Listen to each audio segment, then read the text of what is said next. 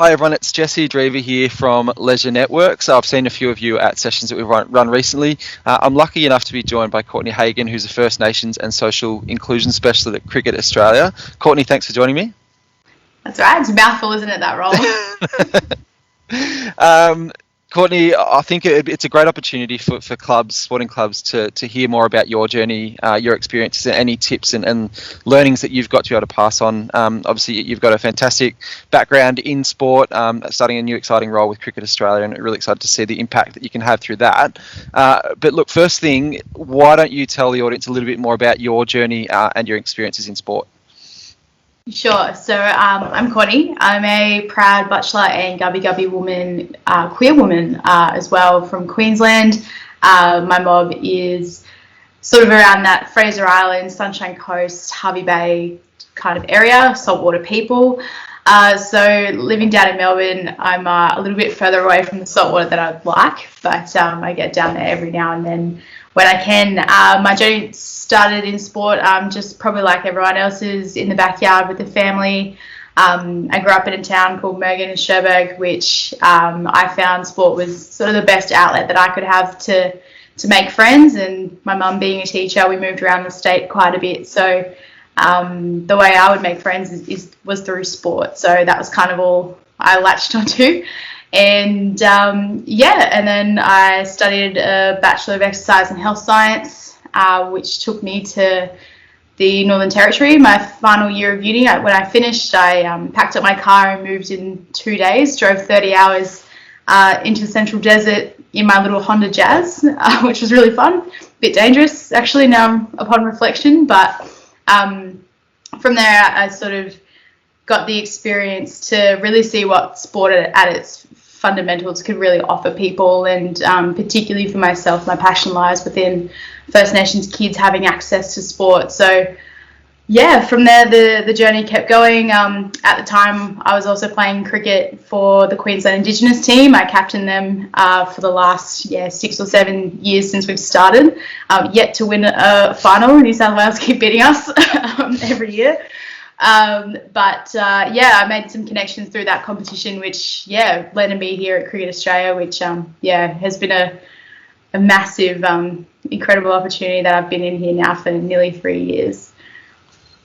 Very exciting. Obviously, sport's been a huge part of your life to date. I'm interested to know what barriers you might have faced through your sport journey, and what kind of exclusion you potentially have seen in sport.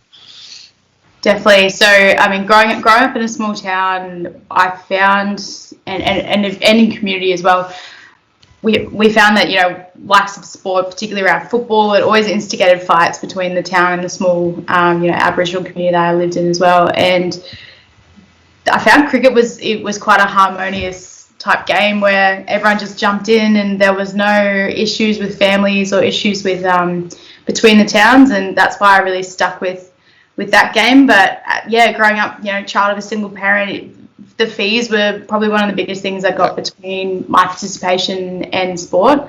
I was really lucky that my mum just worked extra hard to make sure that I could play some of those, but there were definitely tournaments and things that I couldn't get to play in because it just cost too much. And cricket being such an expensive sport can sometimes bring out those problems, particularly in rural and remote areas where everything costs a little bit more as well anyway. So that was a huge barrier. But you also look at the demographics of people playing around you. I've suffered a lot of casual racism. Yep. People not knowing you're Aboriginal and making those jokes. They were quite big around when I was growing up. I'm only 25 now, so about a decade ago when I started playing, that was pretty normal, which is shocking to think of now in 2021. But that casual racism and casual homophobia was probably something that really got to me when I was quite young.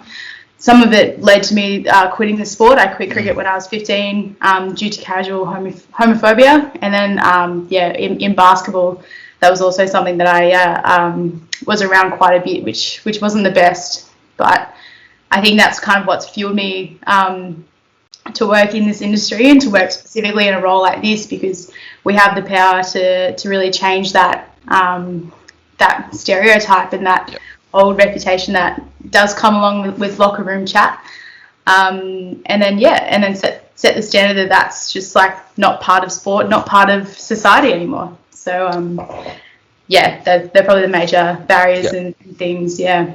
Yeah, and touching on some of them, and obviously with your role that you're doing with Cricket Australia now, how do you see, I suppose, the general inclusiveness of community sport at the moment? Have we got a way to go in some areas, or are you seeing that there's a momentum shift in terms of people being more aware and more inclusive?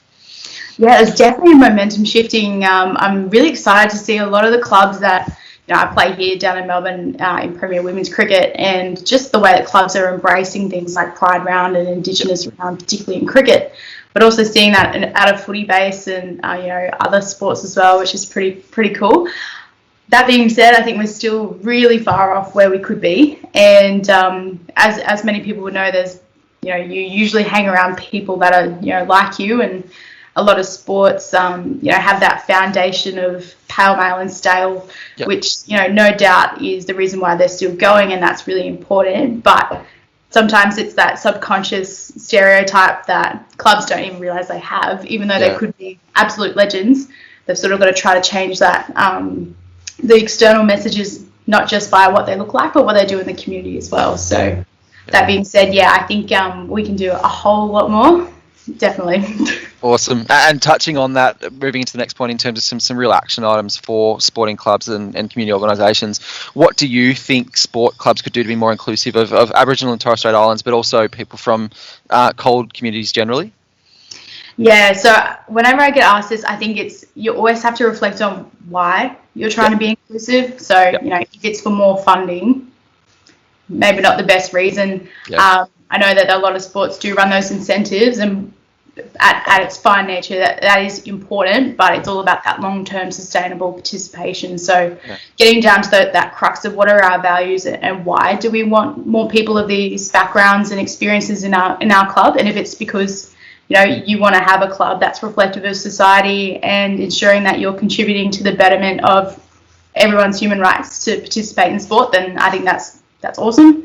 From there, I think it's though it's good to have quick wins and definitely chase those quick wins, but work out how you can make that long-term sustainable relationship, and that is sometimes putting a bit of extra effort in. So going down to your local mosque, going down to your local Aboriginal Land Council, getting to know the traditional owners and ask them how you can get more people from their mob and their local area into your sport. And sometimes it's not kind of just offering, come down on Sunday night. Sometimes it's, we can, our club can run a clinic here at the Land Council grounds, and then we can, create that relationship and offer a format of our sport that is appealing to you.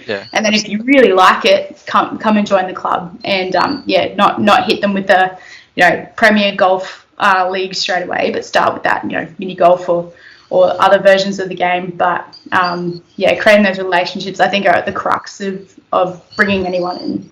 Yeah, that's fantastic. And look, a lot of the clubs that we work with, they're probably at the stage of doing a bit of a self-assessment at the moment of where they currently sit to then start to put some action items in place. I think you've covered off some of them fantastic, but in terms of some other kind of really quick wins, or not so much quick wins, but they're real short-term things that they can look at to make some progress straight away. Have you got any other, messages or recommendations?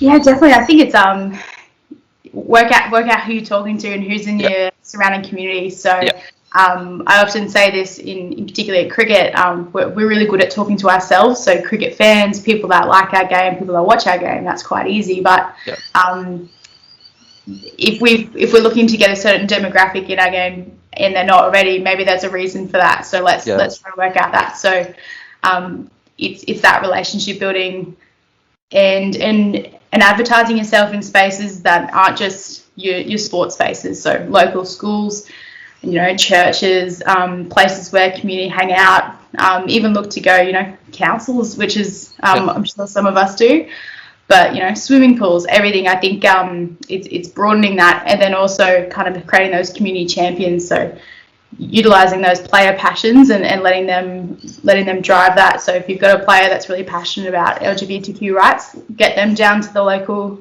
support centre and get them pumping up the sport, and letting their community know that your club's a safe space to be, and you can transfer that to sort of all other communities as well. That's fantastic. Last one, and you've covered off some fantastic content. Have you got any final messages or recommendations, tips, whatever, for the clubs that are listening in on I guess where they're at now and what they can do? Yeah, I think it's bring everyone along the journey. So you know, your club can start doing all this amazing stuff, and the best way to make sure that it's inclusive is making sure that all of your players and everyone around your club are completely on board with what you're doing, and are educated in a way that empowers them to continue to grow your message. And don't be afraid to reach out. I think a lot of community want to get involved in sport in whatever facet that is, and as long as you're fundamentally respecting everyone's human rights, I think we're in a really great space. And keep pushing yourselves, I think. That's fantastic. Thank you again, Courtney, very much for your time. I know the clubs listening in will definitely benefit a lot from your tips and recommendations today. And thank you again. Well, good. Best of luck, legends.